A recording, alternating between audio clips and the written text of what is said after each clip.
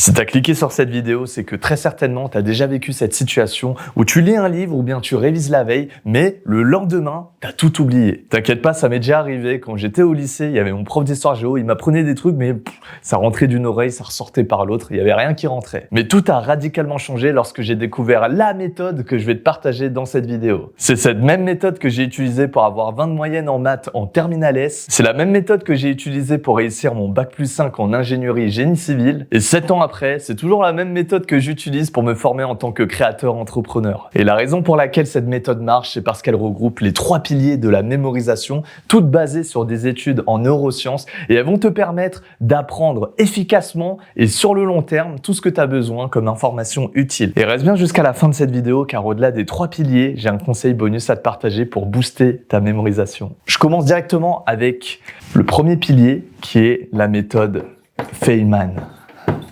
Alors déjà, Feynman, qui c'est? C'était un professeur de physique américain du XXe siècle et il partait du principe que pour apprendre la physique, eh bien, le meilleur moyen, c'était de l'enseigner. Et donc, c'est ça la méthode Feynman, c'est tout simplement d'apprendre en enseignant. Et c'est vrai qu'à titre personnel, le moment où j'ai commencé à devenir vraiment bon dans le développement personnel, c'était également le même moment où j'ai appris à l'enseigner, à le repartager sur YouTube. Et en fait, quand vous apprenez comme si vous allez l'enseigner, vous êtes obligé d'en apprendre 10 fois plus parce que il faut anticiper les attentes de l'élève. Et il faut vraiment devenir expert dans son domaine. Et pourquoi ça marche? Ça marche parce qu'il y a un truc qui s'appelle la pyramide de Dale. Je vais vous la dessiner. Hop. Grosso modo, la pyramide de Dale, elle se décompose en plusieurs étages. Et il dit quoi? Il dit que on apprend beaucoup mieux lorsqu'on est tout en haut, on est actif, plutôt que lorsqu'on est passif. En bas de la pyramide, c'est genre, par exemple, lire, écouter. Après, au milieu, c'est écrire. Et tout en haut de la pyramide, là où vous avez un apprentissage le plus actif, c'est enseigner. Donc ça, c'est la pyramide de Dale. Il faut toujours avoir un apprentissage actif, toujours être dans l'enseignement. Faut saigner la matière pour l'enseigner. Ensuite, comment faire concrètement pour activer la méthode Feynman? Alors, il n'y a pas 36 000 solutions, surtout si vous êtes en études. Ma recommandation, c'est appeler un ami pour lui enseigner ce que vous venez d'apprendre. Je me rappelle encore quand j'étais en prépa maths sup à Janson de Sailly, pour ceux qui connaissent, eh bien, tous les samedis, on avait des contrôles sur table et la veille, justement, le vendredi soir, j'appelais un de mes meilleurs amis de l'époque et c'était pour s'entraîner et réviser ensemble. Et je me rappelais, je prenais un chapitre, que ce soit en maths ou en physique, et j'essayais de lui expliquer les termes, les définitions, les propriétés, etc. Et ensuite, lui, ce qu'il devait faire, c'était il devait reformuler un petit peu ce que je lui avais expliqué et il devait me le réexpliquer. Et donc là, ça, c'est le meilleur moyen pour apprendre quelque chose, appeler un ami avec la méthode Feynman et faites comme si vous allez lui enseigner cette chose. Comme ça, vous renforcez l'apprentissage. Alors, la méthode Feynman, c'est très très bien, mais tout seul, c'est pas aussi efficace que le deuxième pilier de la mémorisation. La deuxième méthode, pour tout retenir, c'est ce qui s'appelle la réactivation. J'en avais déjà parlé dans l'une de mes précédentes vidéos, mais la réactivation, c'est le fait de réapprendre ce qu'on a déjà appris pour bien l'ancrer. Et ça va s'inscrire dans la philosophie dite Shoshin. Alors Shoshin, c'est du japonais, c'est pour dire l'esprit du débutant. Ouais, j'arrête pas de faire tomber mes bouchons. Ok, c'est l'esprit du débutant, Shoshin. Grosso modo, quand vous apprenez quelque chose, ne faites pas l'arrogant. Faites comme si, ok, vous l'avez appris une fois, mais pour bien l'ancrer dans la mémoire, eh bien, il faut rabâcher l'information encore et encore, comme si vous apprenez l'information pour la toute première fois. Et l'esprit Shoshin. Et pour ça, pourquoi ça marche? Parce qu'il faut se baser sur la courbe de l'oubli. La courbe de l'oubli, hop, je sais pas si j'aurai la place, si vous voyez. La courbe de l'oubli, hop, ça ressemble à ça. Là, c'est le temps. Là, c'est votre mémoire. Hop. Et dès que vous allez apprendre quelque chose, whoop, vous allez avoir l'information, mais elle va se perdre dans le temps. Et lorsque vous faites une réactivation, hop, je vais changer de couleur, bang. Là, par exemple, vous réactivez, donc vous réapprenez la même information. Et bien là, whoop, vous allez augmenter votre mémoire. Et là, pareil, vous allez refaire une réactivation ici, bam, whoop, whoop. Et en fait, c'est avec les réactivations, avec la répétition, que là, vous allez ancrer l'information au fer rouge dans votre mémoire. Et c'est pas pour rien si la réactivation, c'est pas la première fois que j'en parle dans une vidéo, au moins là, le conseil, il est bien appliqué. Et selon moi, le meilleur moyen de faire des réactivations, ça va être grâce à ce qu'on appelle des flashcards. Hop.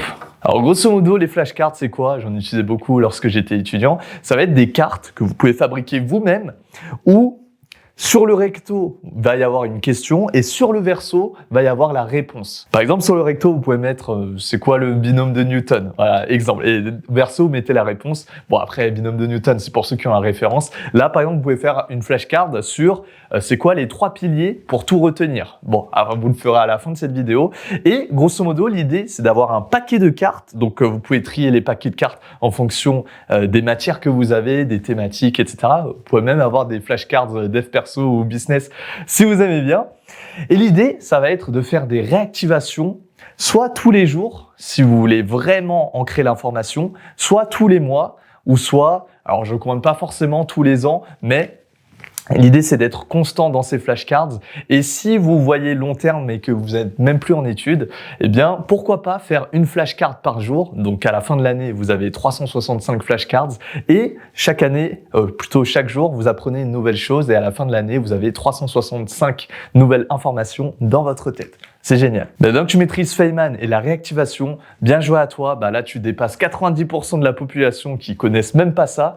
Mais là, l'idée, c'est pas juste d'être bon. L'idée, c'est d'être le meilleur. Et donc, je vais te présenter le 3e pilier qui va te permettre d'atteindre l'élite de la mémorisation. Alors, le 3e pilier de la mémorisation, c'est le formatage. Alors, c'est quoi ce truc? Bam, je vais l'encadrer. Magnifique. Avant que je vous explique, le formatage, on va le coupler avec une technique que vous connaissez peut-être qui s'appelle le Pomodoro. Hop là.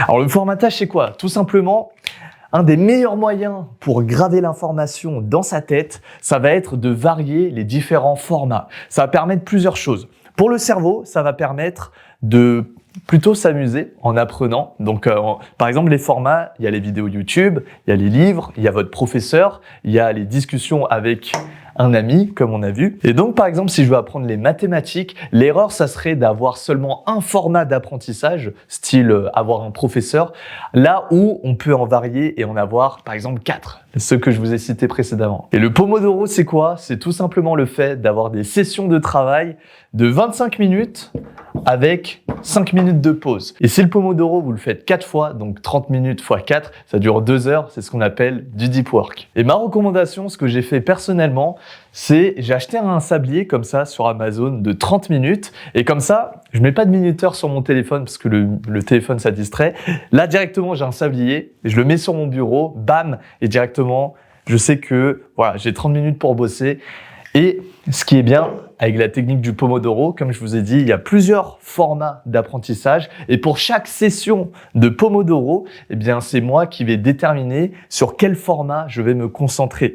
Et c'est très important d'être concentré parce que, hop, là, il y a la courbe de l'attention, différent de la courbe de l'oubli, mais assez similaire. Donc, la courbe de l'attention, c'est quoi ? Il dit que pour vous concentrer, donc là pareil, hop, je vous refais un petit graphique, je sais pas si vous voyez, voilà, il y a la concentration et le temps.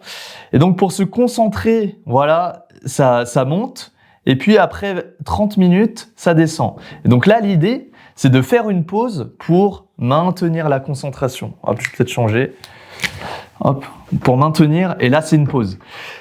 Et c'est important de faire 5 minutes de pause, et attention, là, je mets un gros attention. Lorsque vous faites une pause, ne faites surtout pas de pause sur votre téléphone. Parce que, voilà, on a nos cerveaux de singe. On sait très bien que on s'arrête 5 minutes sur notre téléphone. Ensuite, on va sur Instagram. Ensuite, on commence à scroller un peu comme un singe, comme ça, bam, bam, bam. Et après, ça finit par durer 2 heures. Et ça, c'est des situations, ça arrive plus souvent que ce que vous ne pensez. Donc, très important, pendant les 5 minutes de pause, toujours le téléphone, il dégage et c'est vraiment pour se lever, bouger un petit peu, boire de l'eau. Alors attention, la sédentarité, donc 25 minutes, vous les faites assis, mais après les 5 minutes de pause, levez-vous. Hein. C'est très important de bouger le corps.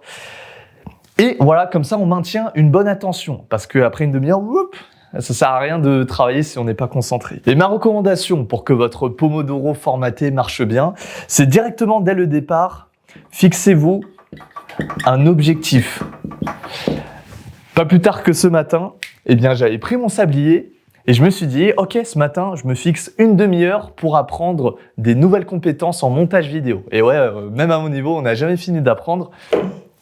Et donc pendant une demi-heure, j'ai choisi le format YouTube parce que voilà, c'est le format le plus pertinent selon moi pour le montage vidéo. Et je regardais plein de vidéos comme ça, ok, bam. Et après, une fois que le sablier est coulé, donc c'est le précieux sablier, bam, je m'arrête et je passe à autre chose.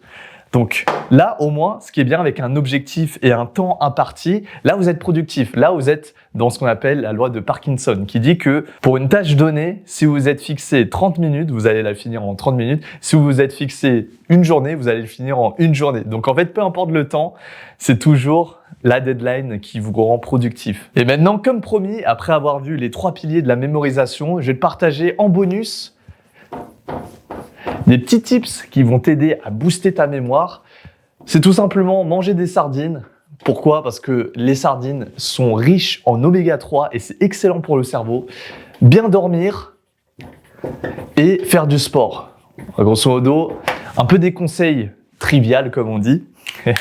Pourquoi? Parce que votre cerveau, ça reste quand même de la matière et il faut en prendre soin. Et le meilleur moyen de prendre soin de son corps et de sa tête, c'est d'entretenir sa santé. Et donc, si vous avez une bonne santé, une bonne énergie, vous mangez bien, vous dormez bien, vous faites du sport, et bien derrière, pour assimiler de l'information, c'est beaucoup plus facile. Prochainement, je vais sortir une formation complète sur l'art oratoire pour seulement 1 € symbolique. Si c'est déjà sorti, tu auras le lien en description. Sinon, il faudra attendre encore quelques jours. Sinon, si tu as aimé cette vidéo, tu peux commenter Feynman. Comme ça, je verrai qui sont les vrais qui sont restés jusqu'au bout. Et sinon, tu peux aller voir ma dernière vidéo sur le meta-learning, le fait d'apprendre à apprendre, un skill qu'on ne t'apprendra jamais à l'école, mais pourtant qui est indispensable. Je te le mets juste ici. C'était Mr. Dreamax. L'effort crée l'effort. N'oublie jamais ça.